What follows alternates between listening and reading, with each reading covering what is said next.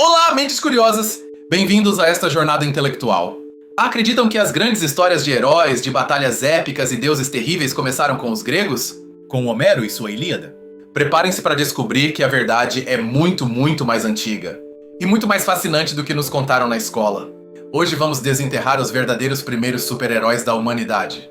Heróis cujas histórias foram gravadas em argila milhares de anos antes de alguém sequer ouvir falar de Troia. Estamos viajando ao berço da civilização, a Mesopotâmia, para conhecer os heróis esquecidos que definiram o que significa ser humano.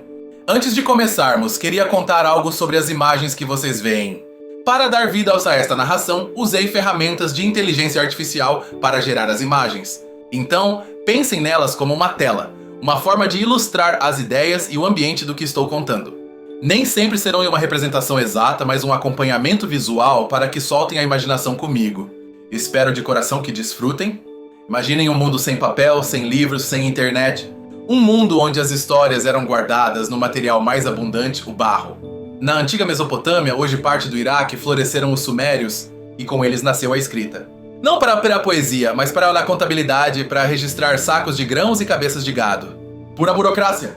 Mas a natureza humana é incontenível. Logo, essa ferramenta de contabilidade transformou-se num veículo para as ideias mais profundas, para os medos e as esperanças. Assim nasceram as primeiras obras literárias e com elas o primeiro gênero heróico, a epopeia. A epopeia é mais do que uma simples história. É o relato de um herói que encarna os valores de sua cultura e enfrenta forças que o superam. Muito antes de Odisseu, existiu Enmerkar, rei da grande cidade de Uruk. Sua história, conhecida como Enmerkar e o Senhor de Arata, não é apenas uma história de guerra, é a história de uma batalha de inteligência. Enmerkar desejava os metais e pedras preciosas da longínqua cidade de Arata para embelezar o templo de sua deusa, Inanna. Mas Arata não facilitaria as coisas. O Senhor de Arata, seu rival, propôs-lhe um enigma impossível, um desafio após o outro. Enmerkar, em vez de enviar exércitos, enviava mensageiros com respostas cada vez mais astutas. A tensão crescia, não no campo de batalha, mas no duelo intelectual entre dois reis separados por desertos e montanhas. Era uma guerra fria da Idade do Bronze. E aqui vem o assombroso. Segundo o próprio poema, o conflito tornou-se tão complexo e as mensagens tão longas que o mensageiro não conseguia memorizá-las. Então, Enmerkar fez algo nunca antes visto. Pegou um pedaço de argila, achatou-o e gravou suas palavras nele. Ele acabara de inventar a escrita numa tábua para resolver um problema diplomático? Pense nisso por um momento. Nesta epopeia milenar, o clímax não é uma espada, mas a invenção da própria escrita. O herói não vence com a força bruta, mas com o intelecto, com a tecnologia da palavra. É uma celebração da engenhosidade humana, como a maior das armas, uma ideia incrivelmente moderna aprisionada num texto de mais de 4.000 anos. Enmerkar é o herói esquecido, o diplomata, o inovador. Mas a Mesopotâmia nos deu outro rei de Uruk, cujo nome talvez ressoe um pouco mais. Um herói cuja história é tão poderosa que sobreviveu milênios para nos falar da angústia mais fundamental de todas. Falamos, é claro, de Gilgamesh. A epopeia de Gilgamesh é, sem exageros, uma das obras fundacionais da literatura mundial. Começa apresentando-nos seu herói. Gilgamesh é 2/3 Deus e 1/3 homem. É forte, ele é bonito, é o rei construtor que ergueu as muralhas de Uruk. Mas também é um tirano, arrogante e abusivo com seu povo. O povo de Uruk clama aos deuses por ajuda. E os deuses respondem. Criam um rival para Gilgamesh, um homem selvagem, nascido na natureza, que vive com as feras. Seu nome é Enkidu. É o espelho de Gilgamesh, seu oposto e ao mesmo tempo seu igual. É a natureza indomável frente à civilização tirânica. Quando Gilgamesh e Enkidu finalmente se encontram, seu primeiro instinto é lutar. Engajam-se numa batalha titânica no meio da cidade. Mas em sua luta reconhecem a força um do outro. A ira se transforma em respeito e o respeito na mais profunda das amizades. Juntos são invencíveis. E juntos decidem buscar a glória. Sua primeira grande aventura é viajar à Floresta dos Cedros para derrotar Humbaba, um monstro aterrorizante posto pelos deuses para proteger a floresta. É uma busca por fama, por deixar um nome que perdure para sempre. É a clássica jornada do herói, cheia de perigos e façanhas sobre-humanas que consolidam sua lenda. Após sua vitória, a fama de Gilgamesh chega aos ouvidos da deusa Star, que lhe propõe casamento. Mas Gilgamesh, num ato de incrível arrogância, a rejeita brutalmente, lembrando-lhe o terrível destino de todos os seus amantes anteriores. A ofensa a uma deusa é um erro que mudará sua vida para sempre? Nunca se deve subestimar o orgulho dos imortais. Ishtar, enfurecida, exige a seu pai, o deus Anu, que liberte o touro do céu para destruir Uruk. A besta celestial desce e causa estragos. Mas Gilgamesh e Enkidu, no auge do seu poder, lutam juntos mais uma vez e matam o touro. É sua maior vitória, mas também o princípio do fim. Eles foram longe demais. Os deuses reúnem-se em conselho. Os heróis humilharam Ishtar e mataram Humbaba e o touro do céu. Seu orgulho não pode ficar sem castigo, mas não podem matar Gilgamesh, que é em parte divino. Assim decretam a morte de seu companheiro, o mortal Enkidu. É um castigo cruel projetado para ferir o rei onde mais dói. Enkidu adoece. Sofre uma longa e dolorosa agonia e morre nos braços de Gilgamesh. E aqui a história dá uma guinada profunda. Deixa de ser uma epopeia de aventuras e torna-se uma meditação sobre a mortalidade. Gilgamesh, o poderoso rei, aquele que venceu os monstros, enfrenta pela primeira vez um inimigo que não pode derrotar, a morte. A dor e o terror apoderam-se dele. Se Enkidu, seu igual, morreu, então ele também morrerá. A ideia o aterroriza. Abandona seu reino, suas roupas e sua vida, veste-se com peles de leão e vagueia pelo deserto, consumido por uma única obsessão: encontrar o segredo da vida eterna. Sua busca o leva aos confins do mundo, em busca de um homem chamado Utnapishtim. Ele é o único mortal que sobreviveu ao grande dilúvio e a quem os deuses concederam a imortalidade. Gilgamesh acredita que, se conseguir encontrá-lo, poderá arrancar-lhe o segredo para escapar de seu próprio destino. Depois de uma jornada árdua e cheia de provações, Gilgamesh encontra Utnapishtim. Conta-lhe sua história, sua angústia, e implora para que ele revele o segredo da vida eterna. Mas a resposta de Utnapishtim não é a que esperava. É aqui que a epopeia nos revela sua conexão mais assombrosa com outras tradições. Utnapishtim conta a Gilgamesh a história do grande dilúvio. Uma história que, para qualquer leitor moderno, soa incrivelmente familiar. Os deuses, irritados com a humanidade, decidiram destruí-la com uma inundação global. Mas um deus, advertiu Utnapishtim e ordenou-lhe que construísse um grande barco. Deu-lhe instruções precisas para construir a arca, enchê-la com sua família e com as sementes de todos os seres vivos. Quando o dilúvio chegou, arrasou o mundo. Depois de muitos dias, a chuva cessou. Utnapishtim enviou um corvo e uma pomba, que finalmente retornou com um ramo de oliveira. O barco pousou numa montanha. Parece familiar, não é? Esta história é séculos, talvez mais de 1000 anos, anterior à história da Arca de Noé que se conta no Gênesis da Bíblia. O paralelismo é tão exato em tantos detalhes que a maioria dos acadêmicos acredita que não é uma coincidência. É a prova de que as grandes histórias são herdadas, adaptadas e transformadas através das culturas. Utnapishtim diz a Gilgamesh que sua imortalidade foi um presente único dos deuses, irrepetível. Não há segredo que possa compartilhar. A morte é o destino da humanidade. No entanto, para não o despedir de mãos vazias, fala-lhe de uma planta mágica no fundo do oceano que pode restaurar a juventude.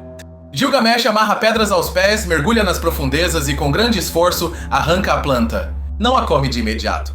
Decide levá-la a Uruk, para testá-la primeiro num ancião e rejuvenescer seu povo. Por um momento, o herói egoísta tornou-se um rei que pensa nos outros, mas o destino é cruel. Na viagem de regresso, enquanto para descansar e se banhar num poço, uma serpente, atraída pelo cheiro da planta, rouba-a e come-a. Instantaneamente, a serpente muda sua pele e rejuvenesce. Gilgamesh perdeu sua única oportunidade, e a serpente torna-se um símbolo de renovação e vida eterna. Gilgamesh senta-se e chora. Fracassou. Não conseguiu a imortalidade. Mas nessa derrota encontra uma nova sabedoria. Regressa à sua cidade Uruk. E ao chegar, contempla as enormes muralhas que ele mesmo construiu, os templos, os jardins. E finalmente compreende qual é a verdadeira imortalidade para um mortal. Não se trata de viver para sempre. Trata-se do que deixamos para trás. As obras, a civilização, as histórias. Essa é a única forma de vencer a morte. A epopeia não termina com uma vitória sobre o destino, mas com a aceitação da nossa condição humana. É um final agridoce, profundo e universalmente verdadeiro. Então, o que nos ensinam estes heróis esquecidos em Mercari e Gilgamesh? Ensinam-nos que a luta entre o engenho e a força bruta é tão antiga quanto a civilização. Que a amizade pode transformar-nos. E que o medo da morte e a busca por um legado são, talvez, as forças mais poderosas que movem a história humana. Estas histórias, escritas numa língua que já ninguém fala, gravadas em tábuas que estiveram perdidas por milênios, demonstram-nos que não mudamos tanto. As perguntas que nos fazemos hoje em nossas modernas cidades de aço e cristal são as mesmas que os habitantes das cidades de barro às margens do Eufrates faziam. A jornada do herói, esse padrão narrativo que vemos em Star Wars, em Harry Potter, em quase todas as nossas grandes histórias, não foi inventada em Hollywood nem na Grécia clássica. Suas raízes são muito mais profundas, afundadas no fértil lodo da Mesopotâmia. Gilgamesh é o protótipo, o rascunho original do herói atormentado. Pensemos na relação entre Gilgamesh e Enkidu. A ideia do herói civilizado e seu companheiro selvagem, uma amizade que os completa e os torna melhores. É um arquétipo que ressoa ao longo da história, de Aquiles e Patroclo a Han Solo e Chewbacca. A dinâmica de opostos que se atraem e se precisam mutuamente é uma constante. E a busca pela imortalidade é o motor de inúmeras lendas, desde a fonte da juventude até a pedra filosofal. Gilgamesh nos mostra que esta angústia não é moderna. É a condição humana fundamental. O terror, a aniquilação e o desejo de deixar uma marca, de dizer, eu estive aqui. Da próxima vez que lerem um livro ou virem um filme sobre um herói que desafia os deuses ou que busca um propósito além de sua própria vida, lembrem-se de Gilgamesh. Lembrem-se do rei que teve tudo, perdeu tudo e no fim encontrou a sabedoria não na vida eterna, mas nos muros de sua cidade e na aceitação de seu fim. Estas epopeias não são apenas curiosidades arqueológicas, são o DNA da nossa forma de contar histórias. São o eco das primeiras vozes que tentaram dar sentido ao caos, que olharam para as estrelas e se perguntaram sobre seu lugar no universo. E essas vozes gravadas em argila ainda nos falam hoje. A descoberta destas tábuas no século XIX mudou completamente nossa compreensão da história. De repente, a Bíblia não era um texto isolado, mas parte de uma tradição narrativa muito mais ampla do Oriente Próximo. Homero não era o princípio, mas uma brilhante combinação de séculos de evolução literária. Obriga-nos a ser mais humildes, a reconhecer que nossa civilização é apenas um elo numa cadeia longuíssima. E convida-nos a escutar, a prestar atenção a essas vozes antigas porque tem muito a nos ensinar sobre nós mesmos, sobre nossa resiliência, nossa criatividade e nossa eterna luta contra o esquecimento. A história de Enmerkar celebra o poder da palavra sobre a espada. A de Gilgamesh explora a aceitação dos limites humanos. Ambas, à sua maneira, são incrivelmente relevantes. Num mundo de conflitos e de busca por sentido, estes heróis de barro nos oferecem uma perspectiva de 4.000 anos de antiguidade. Da próxima vez que vocês olharem para o céu noturno, lembrem-se de que as mesmas estrelas que vêm foram observadas por estes reis e heróis. Fizeram as mesmas perguntas e sentiram os mesmos medos. A literatura nos conecta através do tempo, criando uma ponte invisível para as primeiras consciências humanas que ousaram contar uma história. Pensemos na materialidade destas histórias. Não são meras ideias flutuando no ar. São objetos físicos. Tábuas de argila que foram cozidas pelo sol ou nos incêndios que destruíram as cidades onde eram guardadas. É um paradoxo incrível, a destruição que preservou para sempre a cultura que tentava aniquilar. Cada tábua é uma cápsula do tempo. Os especialistas em escrita cuneiforme, o sistema de escrita sumério e acadiano, dedicaram suas vidas a decifrar estes textos. É um trabalho minucioso, um quebra-cabeça com milhares de peças faltantes, onde cada fragmento descoberto pode mudar nossa compreensão de uma história completa. A história de Gilgamesh, por exemplo, foi reconstruída a partir de dezenas de fragmentos encontrados em diferentes lugares e épocas, desde a antiga Nínive no Iraque até sítios na Turquia. Não temos uma única versão do autor, mas um mosaico de textos que os acadêmicos montaram para nos dar a narrativa que conhecemos hoje. Isso nos ensina que a história da literatura é também uma história de perda e recuperação. Quantas epopeias, quantos poemas, quantos heróis se perderam para sempre no pó dos séculos? O que temos é apenas uma fração, os afortunados sobreviventes de um naufrágio cultural de proporções inimagináveis. Voltemos a Enmerkar. Sua história não trata apenas sobre a invenção da escrita, mas sobre a identidade cultural. A luta entre Uruk e Arata é uma luta entre duas formas de vida, duas visões de mundo. Enmerkar quer os recursos de Arata para honrar sua deusa, para fortalecer a identidade e o orgulho de sua própria cidade. É uma história sobre como a civilização se define através de grandes projetos e às vezes através da rivalidade. A construção de um templo magnífico não é apenas um ato de fé, é uma declaração política. É dizer nós, o povo de Uruk, somos o centro do mundo, abençoados pelos deuses. Por outro lado, Gilgamesh começa como um rei que abusa de seu poder, que vê seu povo como uma ferramenta para sua própria glória. Sua jornada não é apenas para escapar da morte, mas para aprender a ser um bom rei. A perda de Enkidu lhe ensina empatia, ensina-lhe o que significa ser verdadeiramente humano. A epopeia, portanto, não apenas entretinha, educava. moldava a consciência coletiva. Dizia aos reis como deviam governar, aos heróis como deviam viver e a todos como deviam enfrentar o inevitável final. Eram os manuais de instrução para a condição humana nos albores da história. O monstro Humbaba, o guardião da Floresta dos Cedros, é um bom exemplo. Não é simplesmente um vilão aleatório. Representa a natureza selvagem e indomável, um lugar de poder e perigo que deve ser conquistado para que a civilização avance. A derrubada dos cedros para construir a cidade é um ato de progresso, mas também de violência contra a natureza. Esta tensão entre o mundo natural e o mundo construído pelo homem é um tema central em Gilgamesh. Enkidu, o homem selvagem, é civilizado através do amor e da comida, mas perde sua conexão com a natureza.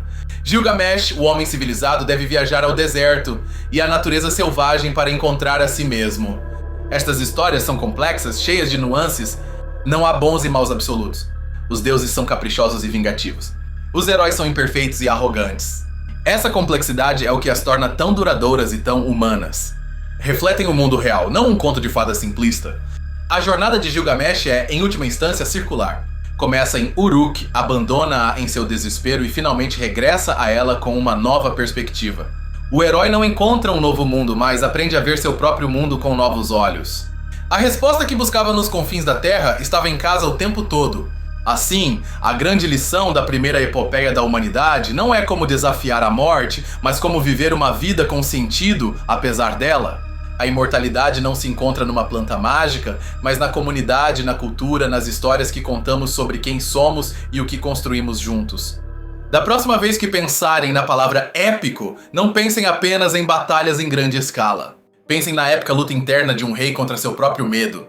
Pensem na audácia de inventar um sistema para que as palavras viajem para além da memória. Essas são as verdadeiras façanhas que estas histórias imortais nos legaram. A influência destas narrativas mesopotâmicas é imensa.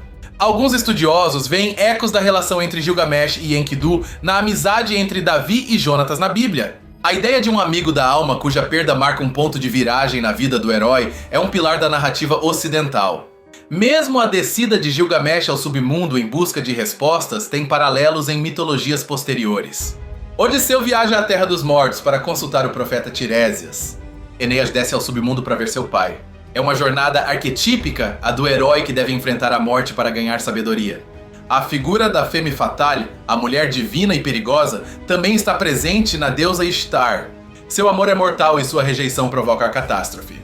É um arquétipo que veremos se repetir uma e outra vez de Circe na Odisseia às sedutoras vilãs do cinema noir. Sua origem é assim tão antiga. O impacto não é apenas temático, mas também estrutural. A epopeia de Gilgamesh, com sua estrutura em 12 tábuas, sua jornada de ida e volta e seu desenvolvimento do personagem principal da arrogância à sabedoria, estabeleceu um modelo para a narrativa heróica que continua relevante hoje em dia. Então, ao estudarem Mercari e Gilgamesh, não estamos simplesmente olhando para o passado, estamos observando o código-fonte da nossa própria cultura. Estamos entendendo de onde vêm as ideias que consideramos garantidas e reconhecendo que o grande diálogo humano sobre o amor, a perda e o significado começou há muito, muito tempo. Suméria, Acádia, Babilônia, todos esses impérios desapareceram. Suas cidades são ruínas e suas línguas estão mortas. Mas suas histórias de alguma forma sobreviveram, demonstrando a tese final de Gilgamesh que as obras e as palavras são a única forma de imortalidade que realmente podemos alcançar. A ironia final é que o próprio Gilgamesh, em sua busca pela vida eterna, a conseguiu de uma forma que nunca imaginou. Não vivendo para sempre, mas tornando-se uma história. Uma história que, milhares de anos depois, continuamos contando. De certo modo, sua busca não foi um fracasso total. Ele se tornou sua própria lenda. Estas epopeias nos desafiam a pensar em nosso próprio legado. Que muralhas estamos construindo? Que histórias estamos deixando para o futuro? Numa era de conteúdo efêmero e gratificação instantânea, a persistência de uma história num pedaço de barro é um poderoso lembrete da importância de criar coisas que perdurem. A escrita cuneiforme, com suas formas de cunha, pode nos parecer estranha e alheia, mas cada símbolo representava uma ideia, um som, uma parte de um tapete narrativo tão rico quanto qualquer um dos nossos. Foi a primeira tentativa da humanidade de tornar o pensamento tangível, de dar peso e permanência à palavra falada. Imaginemos o escriba, um artesão da palavra, pressionando seu estilete na argila úmida. Não apenas estava registrando um evento, estava participando de um ato quase mágico. estava desafiando o tempo, assegurando-se de que a história do rei ou o lamento do herói não se desvanecessem com o último alento de quem a contava. O mundo destes heróis estava impregnado do divino. Os deuses não eram entidades distantes, intervinham diretamente nos assuntos humanos. Podiam ser aliados, patronos, mas também inimigos ciumentos e perigosos. Viver nesse mundo significava estar constantemente negociando com forças incompreensíveis e muitas vezes injustas. Esta relação tão próxima e conflituosa com os deuses é chave para entender sua mentalidade. A vida humana era precária, sujeita aos caprichos divinos. O heroísmo, então, não consistia em ser invulnerável, mas em agir com valentia e decisão, apesar de saber que um deus zangado podia acabar com tudo num instante. A amizade de Gilgamesh e Enkidu é tão central porque é um refúgio contra esse caos. É uma relação baseada na igualdade e no respeito mútuo, num mundo hierárquico de deuses e reis. Seu vínculo é a força que lhes permite desafiar monstros e deidades. Juntos, criam seu próprio espaço de ordem num universo caótico. O Lamento de Gilgamesh por Enkidu é uma das elegias mais antigas e comoventes da literatura. Chora não apenas por seu amigo, mas pela perda de uma parte de si mesmo. Meu amigo, a quem tanto amava, tornou-se como a argila. É o reconhecimento da crua materialidade da morte, desprovida de qualquer consolo. Essas epopeias, portanto, não nos oferecem respostas fáceis. Apresentam-nos as perguntas difíceis em toda a sua crueza. Como vivemos sabendo que vamos morrer? Como encontramos sentido num mundo que muitas vezes parece indiferente ou cruel? O que devemos aos outros, à nossa comunidade? A história do dilúvio em Gilgamesh tem outra nuance interessante. Enquanto na Bíblia o dilúvio é um castigo pela maldade humana, na versão mesopotâmica a razão é mais trivial, os deuses simplesmente estavam aborrecidos porque os humanos faziam muito barulho e não os deixavam dormir. Isso reflete uma visão mais cínica do poder divino. Esta diferença é fundamental. Mostra como uma mesma história pode ser adaptada para refletir valores teológicos distintos. Num caso, os deuses são caprichosos, no outro, Deus é um juiz moral. O estudo dessas variações permite-nos rastrear a evolução do pensamento religioso e ético na antiguidade. Hoje, estas histórias nos chegam através de traduções, interpretações e reconstruções. Cada geração de acadêmicos e poetas adiciona sua própria camada de significado. Lemos Gilgamesh através dos olhos de um mundo que conheceu o existencialismo, a psicologia e a exploração espacial e encontramos novos ecos em suas palavras. No final, o poder da epopeia pré-homérica reside em sua humanidade primordial. Despoja-nos de milênios de adornos culturais e nos conecta com as emoções e dilemas mais básicos. O amor, a ambição, o medo do nada, a necessidade de deixar uma marca. Estas não são ideias gregas, nem romanas, nem ocidentais, são ideias humanas. Espero que esta jornada aos albores da literatura lhes tenha sido tão fascinante quanto a mim. Que os tenha feito questionar quando e onde as grandes histórias realmente começaram. Da próxima vez que alguém mencionar a epopeia grega como o princípio de tudo, terão uma história muito mais antiga para contar. Lembram-nos que cada cultura, por mais antiga ou remota que seja, contribuiu para o grande tapete da experiência humana. E que desenterrar e escutar suas histórias não é apenas um exercício acadêmico, é um ato de respeito e um enriquecimento para a nossa própria compreensão do mundo. As histórias importam. As muralhas de Uruk, a tábua de Enmerkar, a planta da juventude de Gilgamesh. São símbolos poderosos de uma civilização que, embora desaparecida, lançou as bases do nosso mundo. Em seus triunfos e fracassos, vemos o reflexo de nossas próprias lutas, amplificado pelo abismo do tempo. Talvez o maior herói de todos não seja um rei, mas o próprio ato de contar histórias. A capacidade humana de pegar o caos da existência e dar-lhe forma, significado e beleza. Essa é a magia que nasceu na Mesopotâmia e que, felizmente para nós, nunca morreu. Continua viva em cada livro, em cada filme, em cada conversa. Então, da próxima vez que vocês se depararem com um grande desafio, lembrem-se da engenhosidade de Enmerkar. E quando refletirem sobre seu lugar no mundo, lembrem-se da sabedoria que Gilgamesh encontrou no final de sua longa e dolorosa jornada. Os ecos dos primeiros heróis ainda ressoam, se soubermos como escutar. Das tábuas de argila até nossas telas digitais, a busca humana por conexão e significado através das histórias continua. É o fio dourado que nos une aos nossos antepassados mais distantes, um legado de resiliência, criatividade e uma profunda compreensão do que significa, para o bem ou para o mal, ser mortal. Em resumo, a epopeia antes de Homero não é uma simples nota de rodapé na história da literatura. É o primeiro capítulo, é a base sobre a qual tudo o mais foi construído. Gilgamesh não andou para que Aquiles pudesse correr, mas suas pegadas marcaram o caminho que todos os heróis posteriores seguiriam. Da próxima vez que vocês lerem sobre a Ilíada ou a Odisseia, lembrem-se de que estas obras-primas não surgiram do nada. Foram o produto de uma rica e antiga tradição de contar histórias que vinha se desenvolvendo há milhares de anos no Crescente Fértil, um caldeirão de culturas, línguas e ideias. A sobrevivência dessas histórias é um milagre estatístico. Dependeu da durabilidade do barro, da aridez do clima e da sorte dos arqueólogos. Lembra-nos do quão frágil é a memória cultural e da importância de preservar e estudar as vozes do passado, sem importar quão fracas ou distantes possam parecer.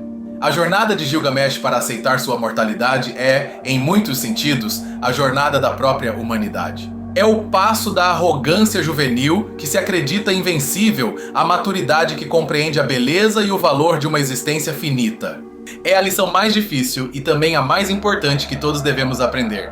Enmerkar, com sua confiança na diplomacia e na inovação, nos oferece um modelo de liderança diferente do guerreiro tradicional. Sua vitória é alcançada sem derramar uma gota de sangue, um ideal que mesmo hoje, muitas vezes parece fora do nosso alcance. Sua epopeia é um lembrete do poder da mente. As histórias da Mesopotâmia são um tesouro da herança mundial. Não pertencem a uma única cultura ou nação, mas a toda a humanidade. São o testemunho de nossos ancestrais coletivos, um eco das primeiras perguntas que nos definiram. Ao explorá-las, não apenas aprendemos sobre eles, mas aprendemos sobre nós mesmos. Da próxima vez que vocês sentirem que os problemas modernos são avassaladores, lembrem-se de que a ansiedade, a esperança, o amor e o medo são tão antigos quanto as próprias cidades. Conectar-se com estas histórias é uma forma de se conectar com a longa e contínua cadeia da resiliência humana. Não estamos sós em nossas lutas. Desenterramos os heróis esquecidos e vimos como suas lendas lançaram as bases para quase todas as histórias que vieram depois. O mundo antes de Homero não era um silêncio, mas um coro de vozes épicas que esperavam ser escutadas. E sua música é tão poderosa hoje como foi há 4 milênios. Muito obrigado por me acompanharem nesta profunda jornada ao amanhecer da literatura. Foi uma honra compartilhar estas histórias com vocês e explorar juntos as raízes da nossa imaginação. O passado tem muito a nos dizer e mal arranhamos a superfície de seus segredos. Se esta jornada fascinou vocês tanto quanto a mim, não se esqueçam de se inscrever e ativar as notificações para não perderem nossas próximas explorações dos segredos da história e da literatura. O apoio de vocês nos permite continuar desenterrando este conhecimento para todos. E agora é a vez de vocês. Que parte da história de Gilgamesh ou Enmerkar mais impactou vocês? Conhecem outras mitologias com paralelismos surpreendentes? Compartilhem suas ideias e teorias nos comentários. Vou adorar lê-las e que abramos um debate. Até a próxima, mentes curiosas!